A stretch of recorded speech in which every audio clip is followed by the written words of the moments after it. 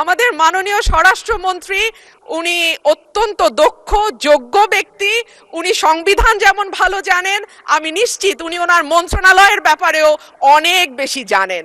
সে কারণেই একেবারে সম্পূরক প্রশ্ন ঠিক ওই মূল প্রশ্নের আঙ্গিকে না হলেও আমি মাননীয় স্বরাষ্ট্রমন্ত্রীর দৃষ্টি আকর্ষণ করে বলছি, বাংলাদেশের মানুষের কপাল এমন যে মরার উপর খাড়ার ঘা সব সময়ই থাকে। দীর্ঘ 15 বছর গুম, বিচার বহির্ভূত হত্যা, হেফাজতে নির্যাতন, নেতাকর্মীদের ধরে নিয়ে গিয়ে পা ভেঙে ফেলা, অসুস্থ করে দেওয়া, এই কালচার ছিল। এরপরে অন্তর্বর্তীকালীন সরকারের সময় মাননীয় স্পিকার আমরা দেখলাম মব কালচার।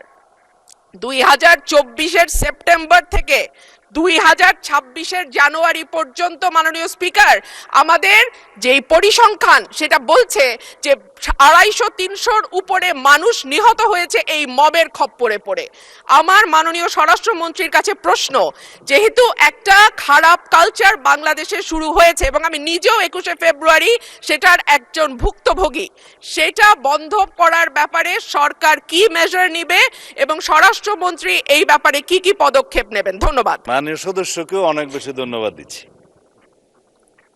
এই মব কালচারের ইস্যুটি একটা ডিফারেন্ট ডিবেট, আলাদা ডিবেট হতে পারত। যত পরিসংখ্যান তিনি দিয়েছেন 24-এর 5ই আগস্টের পর থেকে এই 26-এর জানুয়ারি পর্যন্ত, সে পরিসংখ্যানটা আমার কাছে নাই। তবে আমাদের কাছে অনুমান আছে।